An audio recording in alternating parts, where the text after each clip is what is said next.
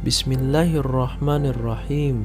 Assalamualaikum warahmatullahi wabarakatuh. Alhamdulillah. Bagaimana kabarnya hari ini anak-anak? Ya, semoga pada sehat-sehat semuanya ya. Pak Hadi juga selalu mendoakan mudah-mudahan kita semua selalu diberikan kesehatan oleh Allah Subhanahu wa Ta'ala. Amin ya Allah ya Rabbal Alamin.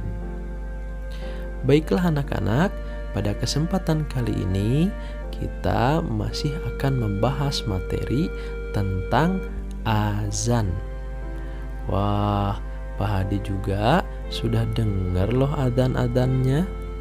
Suaranya pada bagus-bagus, hebat-hebat, merdu-merdu. Mudah-mudahan kedepannya selalu menjadi muadzin agar selalu mengajak orang-orang untuk melaksanakan sholat berjamaah di masjid. Amin ya Allah ya Rabbal Alamin. Baiklah anak-anak, di video pembelajaran sebelumnya kita juga sudah membahas sedikitnya tentang materi azan. Nah, pada kesempatan kali ini insya Allah kita akan membahas lebih jauh tentang ketentuan-ketentuan azan. Azan merupakan panggilan untuk menunaikan sholat. Azan juga merupakan tanda bahwa waktu sholat sudah tiba. Azan disunahkan dalam Islam. Jika adzan sudah dikumandangkan, orang Islam segera datang ke masjid atau mushola untuk melaksanakan sholat secara berjamaah.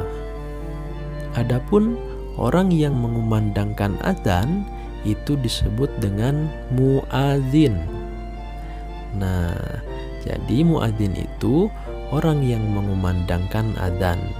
Sedangkan kita yang mendengarkan adzan disebut dengan mustami.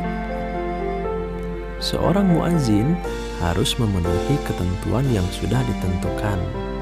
Di buku paket fikih itu juga dicatatkan pada halaman 4 dan 5 tentang ketentuan-ketentuan sebagai muadzin. Namun di sini Pak Hadi akan mencoba untuk menjelaskan dan merangkum ketentuan-ketentuan muadzin agar lebih mudah. Syarat muadzin pertama adalah beragama Islam. Yang kedua adalah tamyiz dan laki-laki. Tamyiz itu bisa membedakan mana yang baik dan mana yang buruk.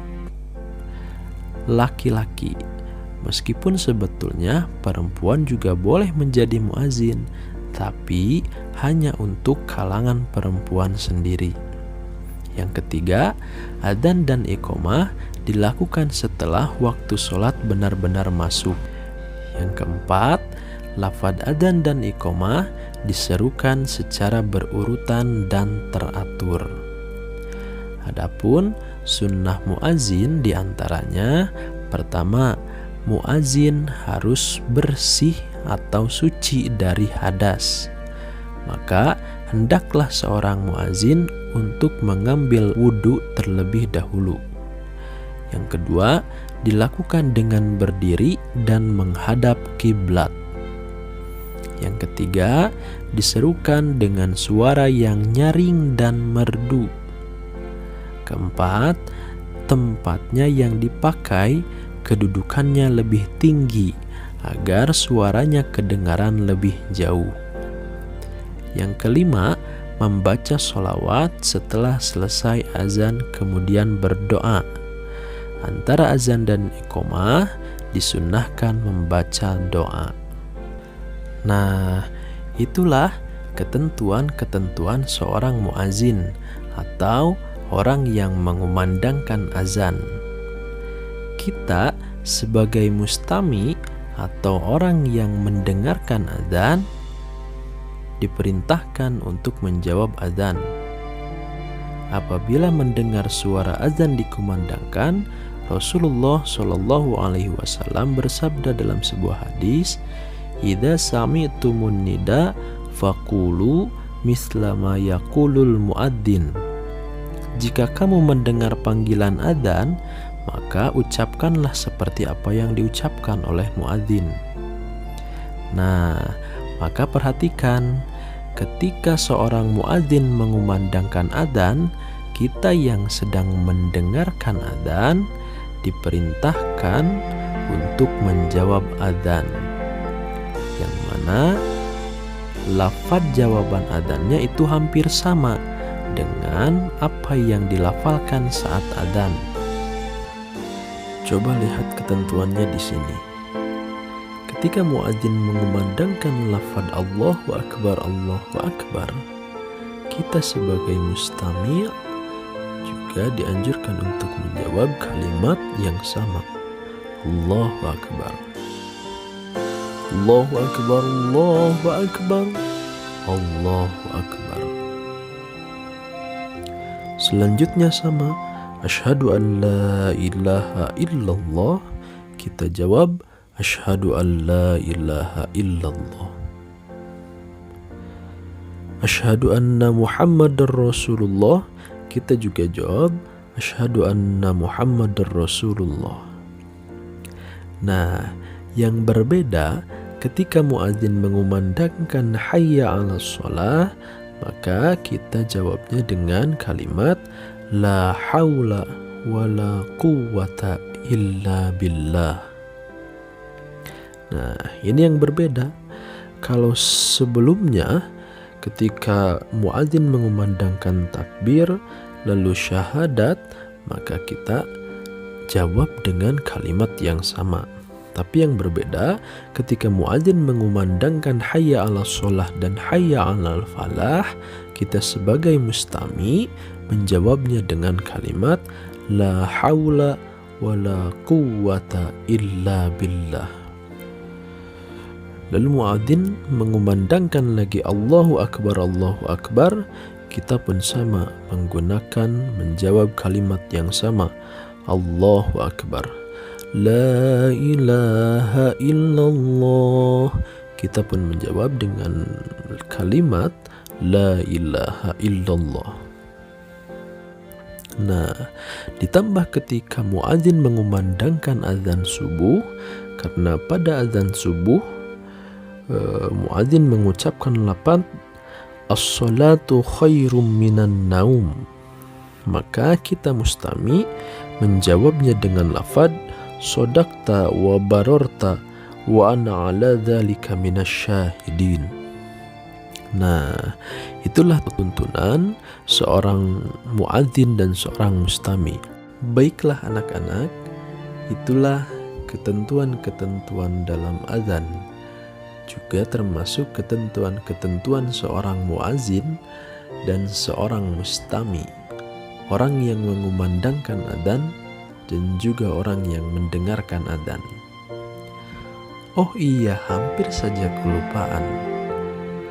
Kita juga disunahkan untuk membaca doa ketika selesai dikumandangkan adzan, baik muadzin ataupun mustami. Doanya seperti ini: Allahumma rabba hadhihi da'wati tammah wassalatil qa'imah ati Muhammadanil wasilata wal fadilah wab'athhum maqaman mahmudanil ladzi wa'adta. Ya Allah, yang memiliki panggilan yang sempurna dan solat yang ditegakkan, berilah kepada Nabi Muhammad jalan dan keutamaan, dan angkatlah ia ke tempat yang terpuji sebagaimana yang telah Engkau janjikan. Baiklah anak-anakku semuanya, alhamdulillah, mungkin untuk pembelajaran kali ini kita cukupkan sekian. Mudah-mudahan setelah belajar mengenai ketentuan-ketentuan ini, kita semakin faham ketika adzan dikumandangkan, selain kita bergegas untuk bersiap-siap akan melaksanakan sholat fardu, kita pun menjadi tahu apa yang harus dilakukan ketika seorang muadzin sedang melantunkan adzan dan kita sebagai mustami yang mendengarkan adzan.